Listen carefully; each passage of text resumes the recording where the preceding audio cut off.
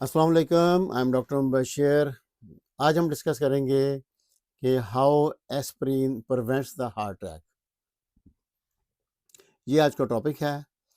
इसमें हम डिस्कस करेंगे कि एस्प्रिन या डिस्प्रिन क्या होती है और ये कैसे हमें हार्ट अटैक से बचाती है इसका इस्तेमाल, और इसकी फिर रिकमेंडेड डोज कितनी है हार्ट अटैक में, और best time to take this medicine के दिन का कौन सा ऐसा वक्त है कि जिसमें आप इसको लेंगे तो ज़्यादा फ़ायदा होगा, और आखिर में इसके साइड इफ़ेक्ट क्या हैं और इसकी रिकमेंडेशंस क्या हैं। ये आज का टॉपिक है। आगे बढ़ने से पहले आज सबसे गुजारिश है कि चैनल को सब्सक्राइब करें और बेल आइकन को हिट करें ताकि जो भी नई वीडियो आए तो आपको उसका नोटिफिकेशन मिल सके। चलते हैं टॉपिक की तरफ। तो सबसे पहले कि एस्प्रिन या डिस्प्रिन है क्या। देखिए, एस्प्रिन या डिस्प्रिन इसका जो जेनेरिक नेम है एसिटाइल सैलिसिलिक एसिड है। ये वाइडली यूज्ड मेडिसिन है और इसका इस्तेमाल दहाइयों से जो है ये यूज़ हो रही है। और इसकी 3 प्रॉपर्टीज़ हैं। नंबर 1, ये एनाल्जेसिक है, यानी दर्दों पेन किलर है, दर्दों में इस्तेमाल होता है इसका। एंटी इन्फ्लेमेटरी है, यहाँ पे सोजिश में जैसे जोड़ों की तकलीफ़, वहाँ पे उसका इस्तेमाल हो सकता है। और एंटीपायरेटिक यानी कि बुखार के अंदर इसको इस्तेमाल किया जा सकता है। तो इसी वजह से हमने देखा है कि पाकिस्तान में या दुनिया में, पाकिस्तान में तो हमने खुद देखा है कि अगर किसी को सर में दर्द है, जिस्म में दर्द है, जोड़ों में तकलीफ़ है या बुखार है, वो फ़ौरी तौर पर 2 गोलियाँ एस्पिरिन या डिस्पिरिन की लेके उसको पानी में हल करते हैं और उसको इस्तेमाल कर लेते हैं, और फ़ौरी थोड़ी देर बाद उनको उसका अफ़ाका हो जाता है। अगर हेडेक है तो उससे रिलीफ़ मिल जाती है, बुखार है तो उसमें कमी आ जाती है। अब ये है कि how aspirin prevents the heart attack. ये लो डोज के अंदर देखा गया है कि एस्पिरिन की एक इसका फंक्शन ये है कि एंटी प्लेटलेट इफेक्ट इसका है।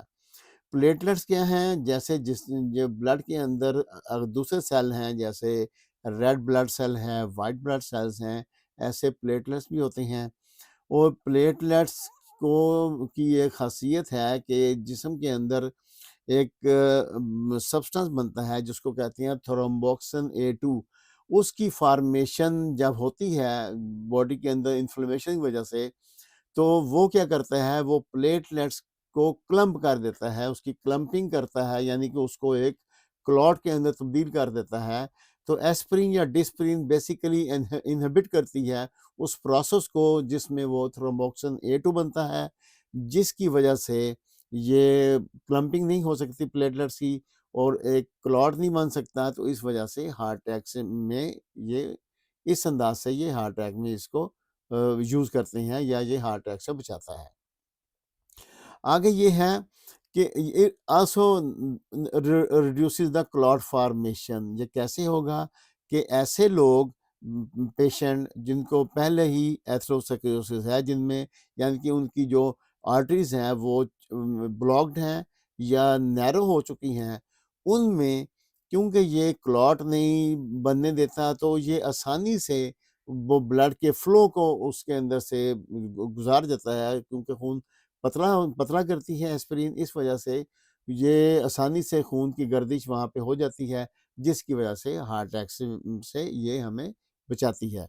नंबर 3 ये है इसका लॉन्ग टर्म, ऐसे पेशेंट, ऐसे लोग जो हाई रिस्क हैं, जिनको कार्डियोवैस्कुलर के या जो डायबिटिक हैं या स्ट्रोक, जिनमें ये ब्रेन हेमरेज वगैरह या मिनी स्ट्रोक हो चुका होता है और फैमिली हिस्ट्री है, उसमें अगर रिकमेंडेड डेली डोज अगर इसकी ली जाए जो डॉक्टर आपको प्रिस्क्राइब करते हैं, तो ये उसको फर्दर ख़राब होने से, यानी कि हमें हार्ट अटैक से या स्ट्रोक जो फर्दर डेवलप होने से इसको बचाता है। अब इसकी रिकमेंडेड डेली डोज कितनी होनी चाहिए? अमेरिका में तो ये एस्पिरिन 81 मिलीग्राम में अवेलेबल है। ये इसकी लो डोज, इसको बेबी एस्पिरिन भी कहते हैं। तो ये रिकमेंडेड डेली डोज है जो इसको यूज़ करते हैं। पाकिस्तान में 75 मिलीग्राम में अवेलेबल है, 100 मिलीग्राम में भी अवेलेबल है। अब बेसिकली ये डॉक्टर ने ये फैसला करना है, जो आपका डॉक्टर होगा, कि आया कि उसने आपको 75 मिलीग्राम वाली देनी है या 100 मिलीग्राम वाली। चंद एक ऐसे रिस्क भी होते हैं जिसमें हाई रिस्क पेशेंट, जिसमें डॉक्टर उनको डेली 300 मिलीग्राम या 325 मिलीग्राम भी देते हैं, लेकिन मोस्टली ये 81 मिलीग्राम ही दी जाती है मोर देन 90% पेशेंट को। अब इसका है best time to take the aspirin, किस वक़्त लेनी चाहिए? किसी वक़्त भी आप ले सकते हैं, सुबह को भी, शाम को भी, लेकिन जो भी आप लें तो डेली उसी वक़्त रोज़ाना उस ख़ास टाइम पे आपको लेनी चाहिए। लेकिन देखा ये गया है, स्टडी हमें ये बताती है कि जो लोग इसको रात के वक़्त लेते हैं, उनको ये अर्ली मॉर्निंग, आपको पता है कि सबसे ज़्यादा जो हार्ट अटैक का की जो रेशो है वो अर्ली मॉर्निंग है, क्योंकि सुबह के वक़्त खून थोड़ा गाढ़ा हो चुका होता है, उसमें प्लेटलेट्स की एग्रीगेशन होती है। तो अगर रात को आप एस्पिरिन लेंगे तो अर्ली मॉर्निंग जो हार्ट अटैक की जो वजह बनती है, ये उसकी डेफिनेटली उसको बचाएगा, क्योंकि ये प्लेटलेट्स की एग्रीगेशन नहीं होने देगा। तो इस वजह से अर्ली मॉर्निंग जितने भी कार्डियोवास्कुलर जो प्रॉब्लम्स आती हैं, ये उसको उससे हमें बचाती है।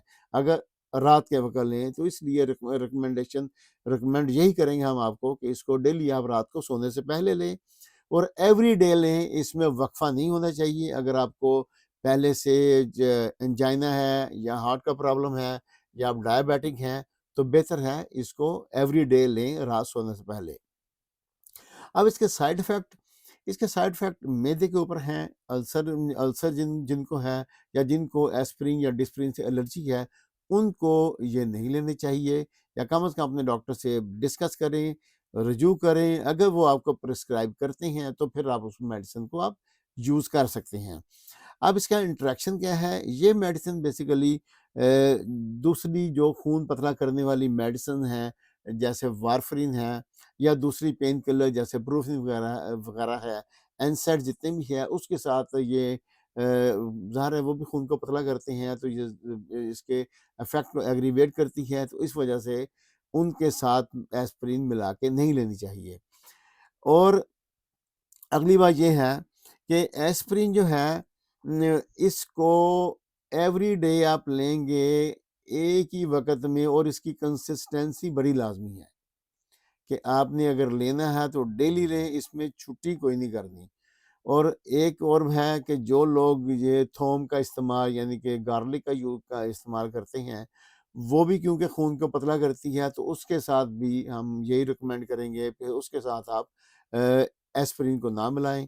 और ऐसे लोग जिनका बहुत ज़्यादा हाई ब्लड प्रेशर रहता है, तो उसको भी एस्पिरिन जो है वो नहीं लेनी चाहिए। डेफ़िनिटली अपने डॉक्टर से लाज़मी मशवरा करें ये एस्पिरिन लेने से पहले। Is all for today. For watching. See you in the next video.